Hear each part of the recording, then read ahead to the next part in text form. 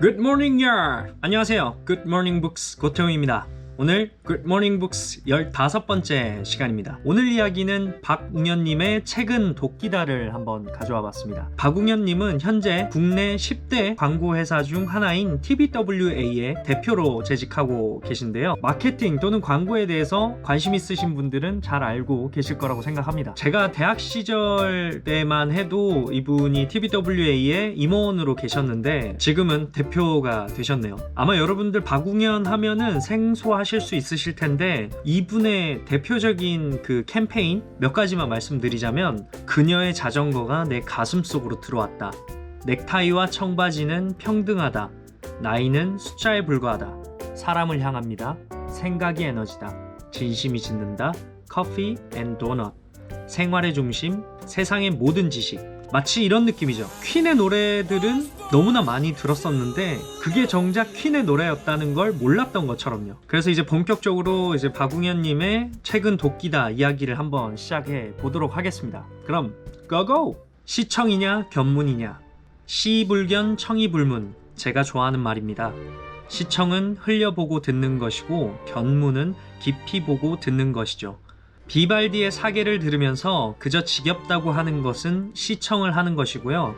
사계의 한 대목에서 소름이 돋는 건 견문이 된 거죠. 모나리자 앞에서 얼른 사진 찍고 가자는 시청이 된 거고요. 휘슬러, 화가의 어머니에 얼어붙은 건 견문을 한 거죠.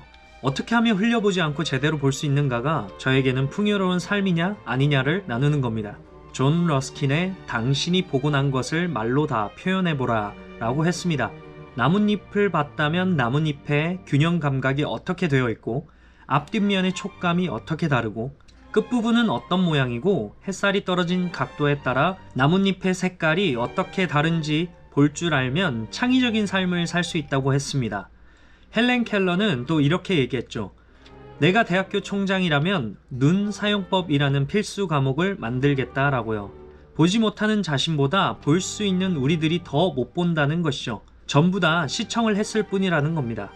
아름다운 영미 에세이 50선에 드는 헬렌 켈러의 에세이 3일만 볼 수 있다면에 나오는 말입니다. 헬렌 켈러는 책 첫 부분에서 이런 이야기를 합니다.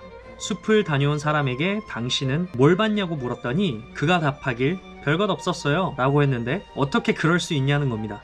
자기가 숲에서 느낀 바람과 졸졸졸 지나가는 물소리를 왜 못 보고 못 들었냐는 거죠. 이렇게 인생이 특별할 게 없는 사람들은 생애 마지막에 떠오를 장면이 없을 겁니다.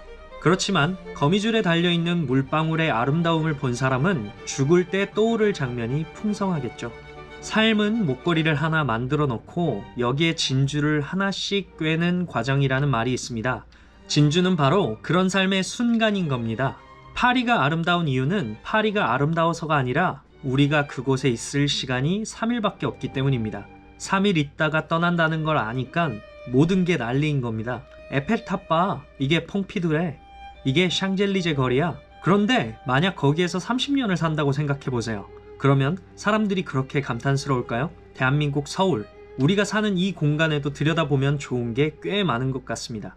물론 그런 것들을 들여다볼 수 있는 시선이 있느냐 없느냐에 따라 다르겠지요. 그러니까 그 시선을 길렀으면 좋겠습니다. 여러 번 말했듯 그런 것들을 기르는데 가장 좋은 것이 책입니다. 기억하는 가장 좋은 방법은 감동받는 것이라고 합니다. 그래서인지 지식이 많은 친구들보다 감동을 잘 받는 친구들이 일을 더 잘합니다. 감동을 잘 받는다는 건 풍요로운 삶을 살고 있다는 증거이기 때문입니다. 그 친구들은 돈이 있건 없건 상관이 없어요. 그 친구들은 나뭇잎 하나에도 감탄하고 음악 하나 들으면서 정말 좋다는 걸 알아요. 그런 친구들이 일도 잘하고 인생이 풍요롭죠. 이런 친구들을 벤치마킹 해보자는 게 이 수업의 마지막 목표라고 보시면 될 것 같습니다. 박웅현 책은 도끼다 중에서 박웅현님께서 인문학 강의에서 강의했던 내용을 책에 담아냈기 때문에 책의 내용은 강의하듯이 이야기가 전개가 됩니다. 처음에 시청과 견문에 대한 이야기를 읽으면서 결국 삶을 풍요롭게 만드는 것은 사물에 대한 호기심을 갖는 것이고, 호기심이 발전되어 사물에 대한 본질을 생각하고 더 나아가 내 삶 또는 일에 대한 아이디어로 발전시킬 수도 있는 것이라고 저는 생각합니다. 파리가 아름다운 이유는 파리가 아름다워서가 아니라 우리가 그곳에 있을 시간이 3일밖에 없기 때문입니다. 이 부분도 저는 인상 깊었습니다. 결국 주어진 시간과 공간 속에서 내가 어떤 마음가짐으로 임하느냐에 따라 내가 받아들이는 모든 감각과 경험들이 다르게 느껴진다는 것으로 이해했습니다. 만약에 훈련을 통해서 이러한 감각을 어느 곳에서도 긍정적으로 받아들일 수 있도록 할 수 있다면 우리의 삶은 더욱 풍요로워지지 않을까 생각해 봅니다. 저는 그 해답을 사물에 대한 호기심과 작은 일에도 감사하는 삶이라고 정리해 보았습니다. 오늘도 즐거운 하루 되세요. 그럼 바이바이 뿅. 내일은 6월 6일 현충일입니다. 아마 전쟁으로 인해 서울을 지키지 못했다면 지금 이 순간에도 아름다운 서울의 한강은 그저 영상으로나마 볼 수 있는 곳일지도 모릅니다. 그래서 다시 한번 순국 선열과 호국 영령에 대한 묵념으로 오늘 마치도록 하겠습니다.